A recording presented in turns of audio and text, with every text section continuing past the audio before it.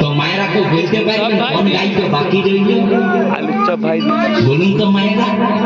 ও তুই ভাতার খাবি, হরি বল হরি বল।